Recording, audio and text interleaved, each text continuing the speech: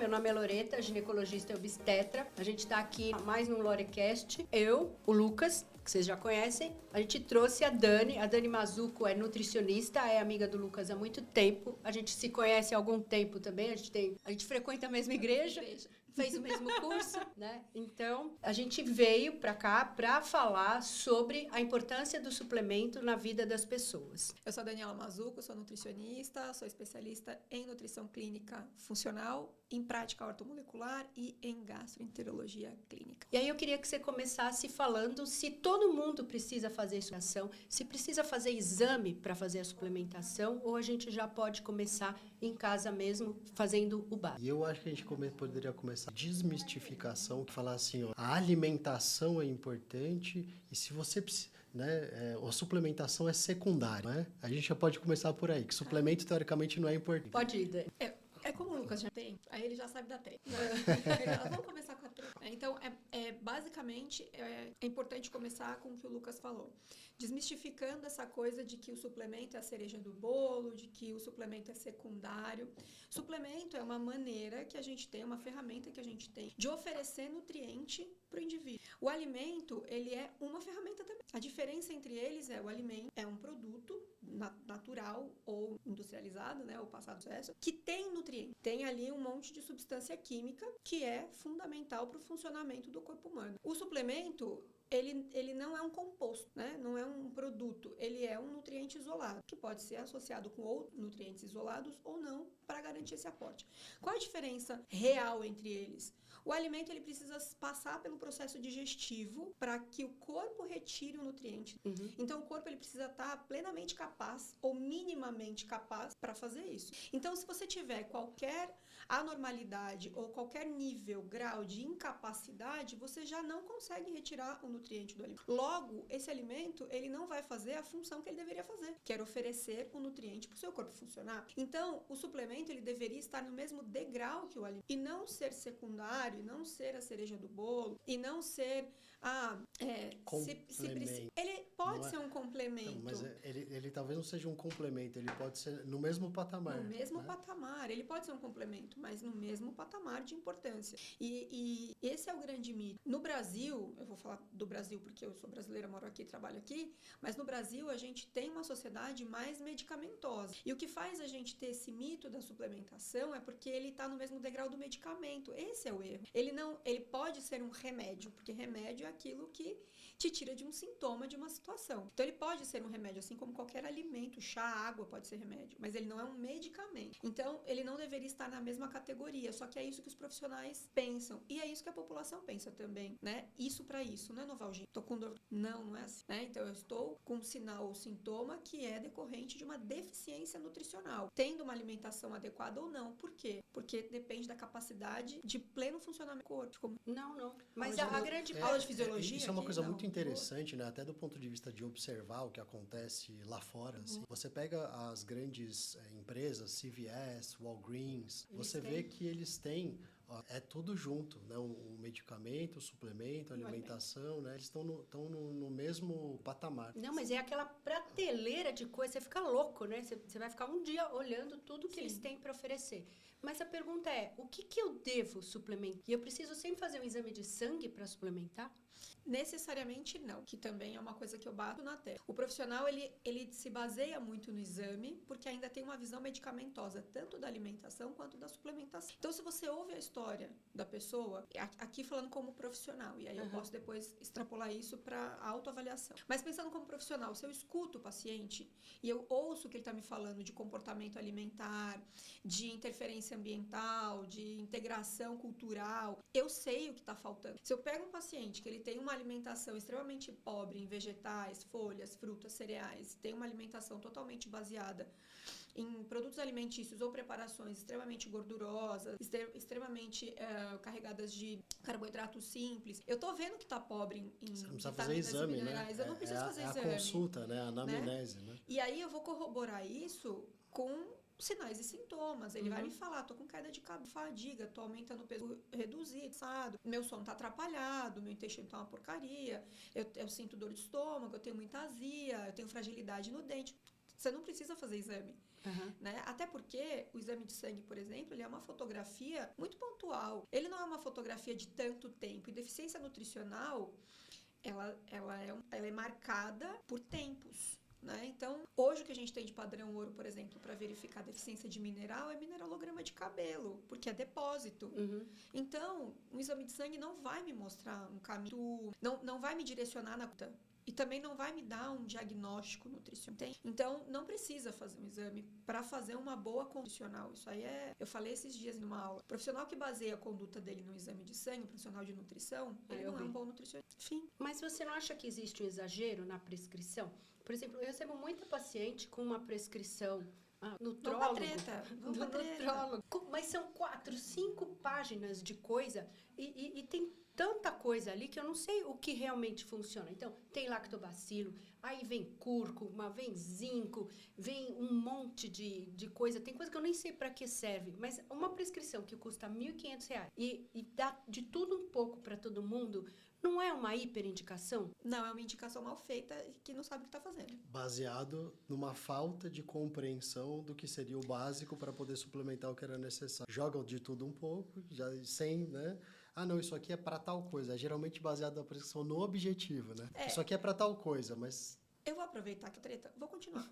Tá? Vamos unidas. Na verdade, tem vários pontos a serem levados em consideração numa prescrição dessa. Tá? Primeiro, a falta de conhecimento. Qual conhecimento? Integrar fisiologia, bioquímica e química dos alimentos. Se você não sabe esses 3, você não sabe prescrever. Fim, tá?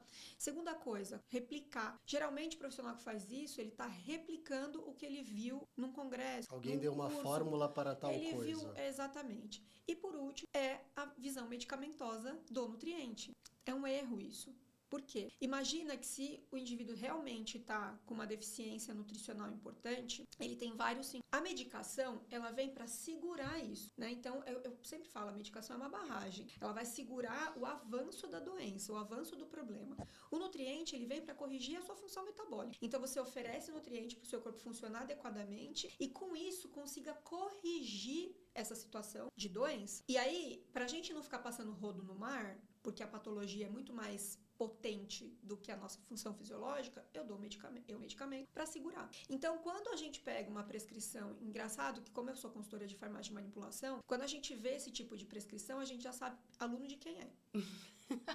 Esse aqui veio de tal congresso, esse aqui veio de tal curso, esse aqui. Por quê? A gente vê um monte de profissional a mesmice, com as mesmas quantidades, né? Com as mesmas combinações. Então, é falta de entendimento e é um profissional que replica, não é um profissional que entende o que está fazendo. É um profissional que tem domínio do que está fazendo, né? E não é só médico que faz isso, não é só nutrólogo, tem bastante que faz. Eu já peguei várias formulações extremamente contraproducentes. Prescrever lactobacillus cúrcuma pode ser contraproducente, porque a cúrcuma, ela depleta. Então, você não vai... É o que eu mais vejo. Não vai colonizar, não vai recolonizar nada, não é essa a intenção. Uma coisa muito interessante que você falou, e eu acho que eu posso fazer por ser médico, entende muito pouco de... A nossa carga horária, desde a faculdade, mesmo nas residências, que até mesmo são específicas, por exemplo, elas são muito mais direcionadas para a patologia do que para a alimentação em si. Então, eu vejo que o profissional mais apto a fazer isso é o nutricionista. Eu sempre, eu confio em você, quero que você faça aqui para mim, né? Que a gente tá, quando te pergunta coisas de hormônio, né? Eu falo assim, bom, mas eu confio em você. Tá bom, então confia em mim, vai nessa pessoa aqui, né? Então, eu sempre, nas minhas condutas, eu também procurei sempre trabalhar junto com a nutricionista, por mais que a gente entenda, acho que falta esse conhecimento aprofundado também, e aí começa aquelas histórias junto à medicina baseada em evidências, que é uma série de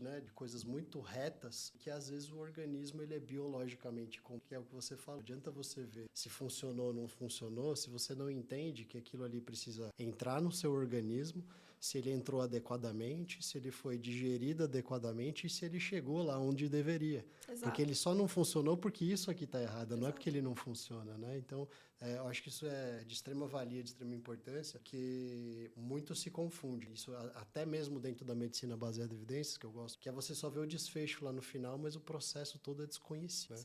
Na realidade, eu gosto de falar da Novalgina porque é simples e todo mundo sabe o que é Novalgina. Quando você estuda um medicamento, você estuda o medicamento para a doença. Então, você chega até, você pode me corrigir se eu estiver errado, desconsiderar um pouco especificidades culturais, socioeconômicas, biológicas, né? Então, você consegue prescrever Novalgina no Brasil, nos Estados Unidos, na Colômbia, no Chile, na Suíça, Sim. no Jalapão, no Japão, na China. Você consegue prescrever Novalgina para todo tipo de pessoa. E o resultado vai ser mais ou menos igual. O mesmo, Porque o tá? objetivo é a dipirona é para dor. É para dor. Então, você consegue fazer isso, E tá? com alimento? Com alimento, não. Por quê? Porque você tem que levar em consideração a biodiversidade local, você tem que levar em consideração clima. Então, o ser humano é o ser humano. Biologicamente falando, nós temos a fisiologia igual. Mas nós temos especificidades adaptativas. Então, nós temos um tipo biológico adaptado para o frio, um tipo biológico adaptado para o calor, um tipo biológico adaptado para a umidade, entende? Então, isso já tem que ser levado em consideração. Então, por exemplo, um vegano, ele vai ter o trato gastrointestinal adaptado para longo prazo, poder retirar a B12 e metabolizar a B12 e absorver a B12 adequadamente, porque a carga de B12 que vai vir é menor do que a carga de quem ingere carne. Mesmo fibras, né? Eu E posso as falar por fibras. mim isso, né? Eu fiz a transição, meu Jesus, eu falei, vou morrer. Por quê? Porque eu passei, teoricamente, de uma hora para outra a consumir uma quantidade de fibra muito maior do que eu estava acostumado. E desequilibrou a microbiota. E desequilibrou totalmente. Eu passei acho que uns 6 meses ruim da barriga. Eu falei, gente, sei lá, eu devo estar com algum bicho, com alguma doença, com algum negócio, Porque vou morrer. a gente tem uma diversidade de bactérias no intestino entre as bactérias benéficas e as proteolíticas, que a gente fala, né? As bactérias de putrefação. Quando você deixa de comer carne, você reduz bactérias de putrefação. E você aumenta bactérias de fermentação. Então, você vai ter mais gases, você vai ter mais flatulência, você pode até ter prejuízo com isso. Então, nós temos, por mais que seja igual a fisiologia, a biologia, você vai ter especificidades adaptativas. Além disso, você tem que levar em consideração a história de vida dessa pessoa. Se ela veio com alguma marcação genética desde a gestação, né, desde quando ela foi gerada. Você tem que levar em consideração se ela já tem uma deficiência nutricional crônica a ponto de ter desenvolvido uma alteração na produção de hormônio, na comunicação entre essas substâncias que fazem a função corporal. Então, isso tudo tem que ser levado em consideração. A quantidade de um nutriente, para mim, pode ser diferente para você, apesar de estarmos na mesma faixa etária lá da diretriz. Entende? Por quê? Porque pode ser que o meu corpo demande mais e o seu demande menos, por N motivos. Pode ser que eu esteja numa fase da minha vida onde eu tenha que usar algum tipo de medicamento que faz hiperfunção daquele órgão ou daquele sistema, e por isso eu preciso oferecer mais nutriente para ele. Então, tudo é muito diferente. Nós temos isso aqui no Brasil, por exemplo. Eu falo, nutricionista que não entende de ponta a ponta do seu país e médico que quer trabalhar com alimentação e nutrição e não entende essa diversidade dentro do país, já que o Brasil é um país continental, super grande, a gente tem essa variação climática dentro do nosso território, vai saber, Eu acho vai conseguir fazer. Super importante Compreende? todos esses cenários, né? Eu posso dar a experiência assim, por mim, por isso aconteceu, eu comecei a jogar no aplicativo para poder calcular o quanto de fibra, tipo, eu tava, sei lá, com 80, 90 gramas de fibra por dia. Era um absurdo. E aí eu tive que diminuir, trocar alimentos integrais por alimentos, por exemplo, o arroz integral pelo arroz branco, não tem muita diferença, mas tentar ao máximo diminuir tudo que era muito fibroso para alimentos que tinham menos fibras, e para isso melhorou. Então, e outra coisa é, por exemplo, você pega leguminosas, né, feijão, ervilha, eu não consigo comer uma quantidade muito grande porque eu preciso por uma quantidade de proteína. Então eu tenho que usar o suplemento, porque se eu comer muito desse aqui, vai me destrambelhar de um tanto que é contraproducente eu querer comer o alimento. Então, o suplemento, para mim, ele é meio que mandatório. E para que eu tenha o meu aporte proteico adequado, o suplemento, ele faz parte da minha alimentação. Não é um suplemento. E eu vou terminar. Pode falar. Eu só vou complementar, porque assim, a gente também acaba tendo um ciclo vicioso fisiológico. Por exemplo, se eu passo por algum estresse psicológico, eu vou ter alteração na produção de enzima H, enzima digestiva, ou produção de ácido clorídrico.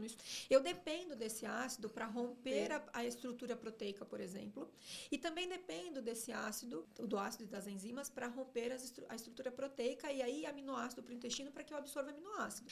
Mas eu também dependo desse ácido para ionizar minerais. Então, eu faço a digestão do alimento e aí quando eu consigo retirar esse nutriente do alimento, eu preciso que a ação ácida transforme esse nutriente num nutriente com peso molecular adequado para ser absorvido no intestino.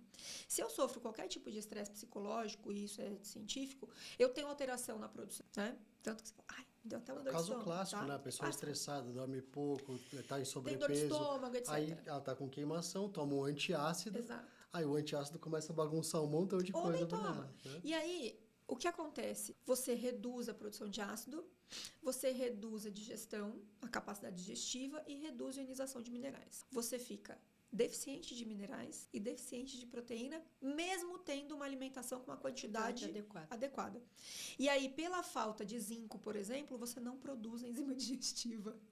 Então, é um ciclo vicioso. Você não é capaz de absorver zinco e, por falta de zinco, você piora seu quadro gástrico. Então, por mais que aquele momento de estresse tenha passado, você tem as consequências dele. Então, você precisa entender isso no paciente para poder suplementar adequadamente. Vou terminar com uma pergunta. É a minha visão particular. Eu acho que todo mundo tinha que passar por uma nutricionista pelo menos uma vez para ver o que está comendo. Também acho. Para aprender a se alimentar direito. Porque, na verdade, todo mundo come errado. Não tem alguém que coma certo, né? E tem uma coisa, e vou terminar com essa pergunta. No envelhecimento, é o envelhecimento que altera a sua flora bacteriana intestinal e altera a absorção, por isso que as pessoas vão ficando mais velhas e falam assim, não consigo mais tomar leite, não consigo mais comer tanta carne, ou são os hábitos errados que acabam ancorando em modificações a longo prazo? Um pior o outro. Na verdade, o envelhecimento é uma situação natural que a gente vai viver e tudo que é velho é estragado, né? Então, Já dizia que com gosto de Amanhã velho é você vai reumatismo, estar né? morta, né? Você vai estar morta, né? Tudo que envelhece a longo prazo apodrece, né? Mazuco, pão, Daniel. Então, na verdade, um piora o outro. Se você tem um histórico de vida onde você garante a nutrição para o seu corpo, eu não vou nem falar da alimentação, você garante a oferta adequada de nutrientes para o seu corpo funcionar, você garante que suas células envelheçam com mais saúde. Então, elas vão envelhecer e vão morrer. Nasce, faz função e morre. É natural. Mas essa faz função, pode ser que ela faça uma função melhor. Agora, quando você tem hábito, tudo é piorado. Você acelera o envelhecimento da célula, você acelera a morte da célula, e essa função, ela fica uma função bastante ruim, né? Eu brinco que tem a célula que exerce a função bem e tem a meia boca. Eu vou fazer isso, né? Não vou fazer direito. Então, um piora o outro, tá? E é engraçado, porque o corpo humano, o ser humano, é o animal mais adaptável do planeta. Então, se você ajusta a parte nutricional do indivíduo, não vou falar alimentação, a parte nutricional dele, ele recupera muito rápido. Então, a gente é capaz de recuperar. Nossa renovação celular, a média é 3 meses. Em 3 meses, você é capaz de mudar a sua vida e o seu futuro com nutriente. Que lindo. É incrível. Eu falo, quem sabe de todos verdade... os tecidos, eles se renovam o tempo inteiro, né?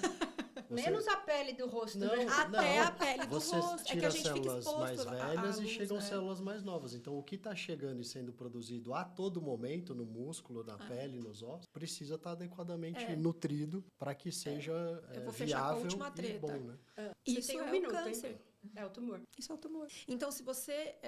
a gente está em renovação celular constante. E aí, a célula tumoral é a que mais grita. Então, é a que mais sinaliza funções fisiológicas. Se você oferece para o corpo nutrientes adequados e retira aquilo que potencializa o tumor, as células novas, elas vão nascer em forma melhor e em função melhor.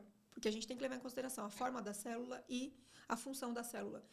E aí pode ser que a próxima não nasça tão boa assim, mas aí a outra já nasce melhor, e a outra melhor. Não tem... É matemática, né? Lógico. Tem gente A própria nutrição do sistema imunológico, que são as natural killers, e entre outras células, outras populações, que estão na funcionalidade de acabar retirando essas células anormais. E aí é o que eu falo, não adianta você, nutricionista ou nutrólogo, ficar entupindo a pessoa de curcumina, porque a curcumina é a concura ali dos anti-inflamatórios e pega todas as sinalizações inflamatórias, NK, PPY. Não adianta se você não corrige as próximas células que estão vindo.